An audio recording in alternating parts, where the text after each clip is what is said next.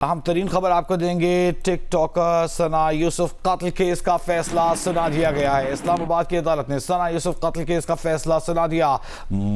عمر حیات کو سزائے موت سنا دی گئی ہے۔ قاتل کو مجرم قرار دیتے ہوئے 20 لاکھ روپے جرمانہ بھی ادا کرنا ہوگا اور ڈکیتی کی دفعات کے تحت 10 سال قید، گھر میں گھسنے کی دفعات کے تحت 10 سال قید کی سزا سنائی گئی ہے۔ ایڈیشنل سیشن جج افضل منجوکا نے محفوظ فیصلہ سنایا۔ ثنا یوسف کو 2 جون 2025 کو اسلام آباد میں ان کے گھر میں گھس کر قتل کر دیا گیا تھا۔ ملزم عمر حیات کو 3 جون 2025 کو جڑاوالا سے گرفتار کیا گیا تھا۔ 20 ستمبر کو مجرم پر فرد جرم عائد کی گئی تھی۔ 25 ستمبر کو پہلی گواہی ریکارڈ کی گئی تھی۔ کیس میں مجموعی طور پر 27 گواہوں کے بیانات ریکارڈ کیے گئے۔ مجرم بار بار عدالت سے عدم تعاون کرتا رہا۔ مجرم کے وکیل کی جانب سے بھی عدالت پر عدم اعتماد کا اظہار کرتے ہوئے کیس کو طول دینے اور عدالت کو گمراہ کرنے کی کوششیں کی جاتی رہیں، لیکن اس کے باوجود ٹھوس ثبوتوں کی بنیاد پر عدالت نے ثنا یوسف کے قاتل عمر حیات کو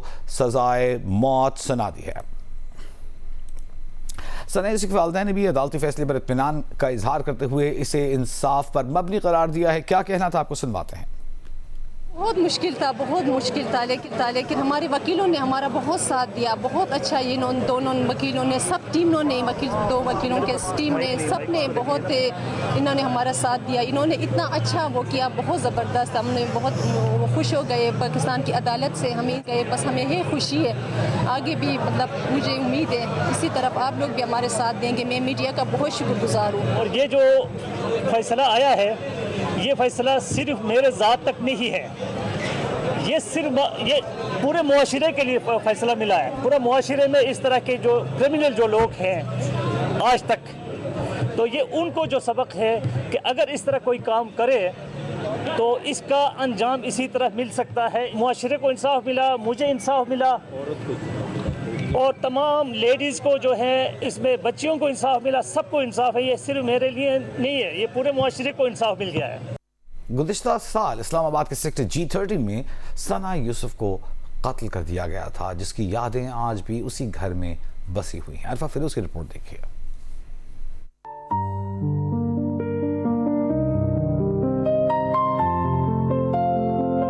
یہ رونا تو میری زندگی کا مقدر میں اب شامل ہو گئی نا۔ اب تو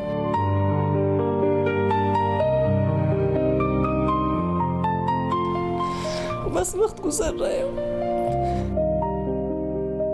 پتہ نہیں کس کی نظر لگ گئی اس گھر کو۔ اس گھر میں بہت ساری خوشیاں تھیں۔